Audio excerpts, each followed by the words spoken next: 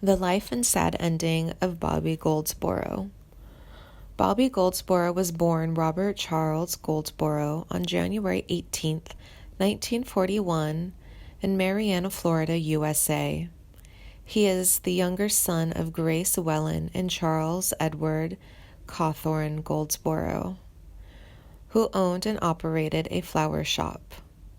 His family moved to Dothan, Alabama, when Goldsboro was a teenager. At age 12, Bobby had taught himself how to play a borrowed ukulele. In 1959, Goldsboro graduated from Dothan High School. Later, he attended Auburn University. Bobby left Auburn University after his second year to pursue music. In the early 1960s, Goldsboro played guitar for Roy Orbison for about 2 years.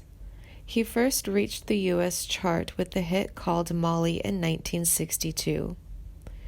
In 1964, he started his solo career by recording the first of a string of 16 top 40 hits, See the Funny Little Clown. The single was awarded a gold disc and sold more than 1 million copies. In 1968, he released a single titled Honey, also referred to as Honey, I Miss You. It is about the loss of a spouse, and it was number 1 the week after Martin Luther King Jr. was assassinated. Honey was the fastest-selling record in the history of United Artists and was certified gold in only 4 weeks. It reached the Hot 100 chart after 5 weeks. Honey was written by Bobby Russell. He also wrote Little Green Apples, which won a Grammy for Song of the Year and briefly threatened to become a standard, and The Night the Lights Went Out in Georgia, a number 1 hit for his then-wife Vicki Lawrence. He also scored a handful of minor hit singles as a singer. Most of his songs were sketches of middle-class domestic life in the 60s, and Honey is the new plus ultra of the form. Moreover, Honey was a number 1 song in Australia. In 1975, it re-entered the United Kingdom chart. Bobby first produced it with former Kingston Trio member Bob Shane. This song was written by Bobby Russell. The tears retched out of human beings by Bobby Goldsboro can be measured in gallons, hundreds, thousands of gallons. Honey was a huge worldwide hit in 1968 for Goldsboro, born in Florida but who grew up in Dothan and attended Auburn University. Bobby Russell, who wrote The Night the Lights Went Out in Georgia, was Honey's writer. It was a sentimental tissue-thin manipulation of a song. It was the best of songwriting and the worst of songwriting. Honey is told in the voice of a husband describing life with his wife, who is always young at heart, kinda dumb and kinda smart. Right there we get at what drives modern listeners to Honey around the bend. The singer consents to nearly everything his wife does and everything he does for her. She wrecks the car and fears his wrath. After he pretends to be angry for a while, he forgives her, and instead of being pissed off at his emotional manipulation, she hugs him. He buys her a puppy, but the goddamn thing keeps him awake all night. She cries over sad movies, and he thinks it's silly. You half expect him to eventually say, "Woman, what are you gonna do?" I'd admire the suspense and mystery built up around the singer's descriptions of his wife-lover. The la-ti-da casual storytelling style draws you in as it drops foreboding hints all the way. My critique is that the words are often silly, and combined with the symphony strings come off as maudlin.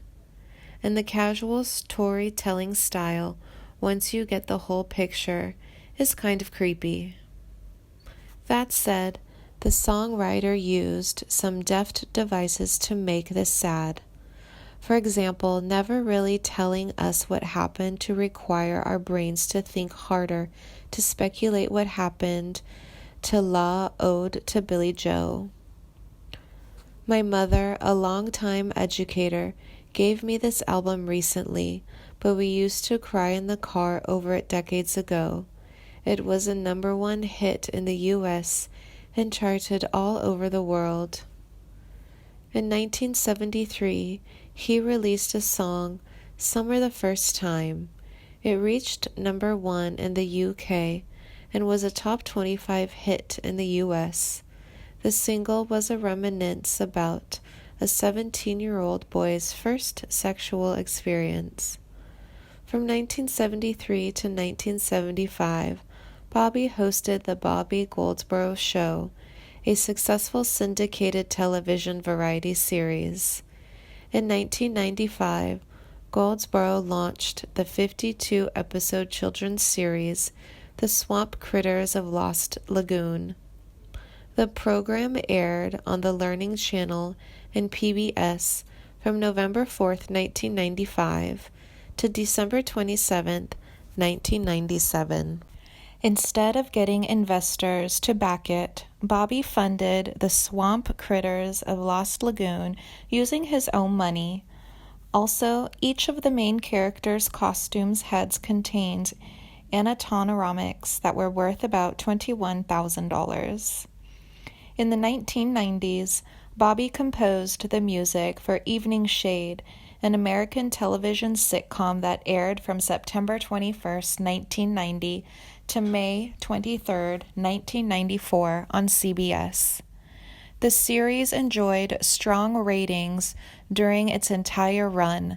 The series was produced in association with MTM Enterprises, Burt Reynolds Productions, and CBS Productions.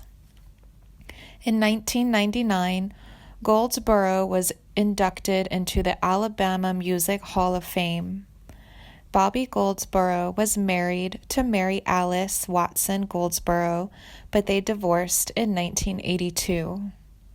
Since April 11, 1985, Goldsboro has been married to Diane Goldsboro, an actress who is known for It's Your Bet, 1969, and The Swamp Critters of the Lost Lagoon, 1995. He has one daughter who was born on December 10th, 1974. Little things I wrote very quickly. I had the little riff and I started coming up with a little answer thing. It probably took about an hour, that's all. People are born with a voice and they can either sing or they can't sing. When it comes to songwriting, I don't think it's something you can teach. Singing talent, I think, is a God-given gift. Songwriting is a God-given gift. You can teach somebody to write a song that doesn't make them a good songwriter. His 1973 song Summer the First Time was voted Best Summer Song in the British Music Poll. One of Bobby's compositions, With Pen in Hand, was recorded by a few artists, including Grammy-nominated pop version by Vicky Carr, an American vocalist who has had a singing career for over 40 years, which reached the Hot 100's Top 40 in 1969. Bobby is a good friend of Glenn Campbell, an American actor, television host, songwriter, singer, and guitarist, who released more than 70 albums in a career that spanned over 50 years, selling more than 45 million records worldwide, including 1 double platinum album, 4 platinum albums, and 12 gold albums. He wore contact lenses for years. Bobby even recommended to John Lennon to use contact lenses when they met on tour with Roy Orbison. However, during the later Beatle years, John Lennon stopped wearing contact lenses and he wore his famous wire round glasses. He is best known for hosting a music and comedy variety show titled The Glenn Campbell Good Time Hour on CBS television from January 1969 until June 1972, as well as a series of hit songs in the 1960s and 1970s. Bobby earned most of his money from writing around 52 episodes and performing in assorted voices over 100 new songs for his The Swamp Critters of the Lost Lagoon children's video series. In addition, Bobby earned good money from his singles. For example, his recordings were listed 29 times on the Billboard singles. More importantly, his single Honey became the largest selling record in the world, selling more than 5 million copies. The single even topped Hey Jude by the Beatles. Between 1960 and 1974, Bobby released 44 singles and 12 albums. Therefore, Bobby Goldsboro has an estimated net worth of $6.5 million. Bobby Goldsboro dead, 2021. Singer killed by internet death hoax. News of singer Bobby Goldsboro's death spread quickly earlier this week, causing concern among fans across the world. However, the June 2021 report has now been confirmed as a complete hoax and just the latest in a string of fake celebrity death reports. Thankfully, the singer best known for his hit song Honey is alive and well.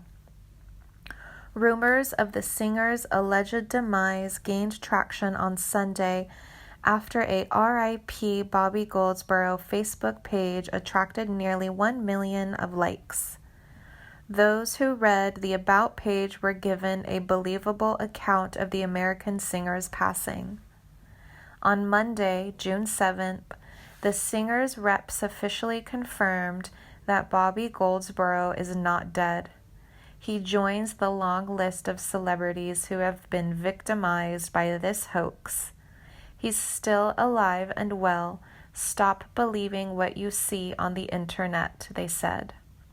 Some fans have expressed anger at the fake report, saying that it was reckless, distressing, and hurtful to fans of the much-loved singer. Others say this shows his extreme popularity across the globe.